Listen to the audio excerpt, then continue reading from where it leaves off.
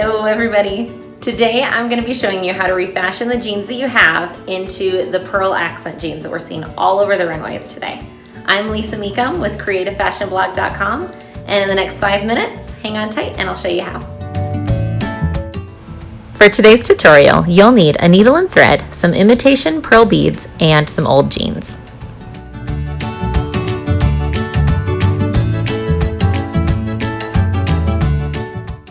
Start out by making a simple knot at the bottom of your thread, and then sliding your needle from the inside of your jeans outwards.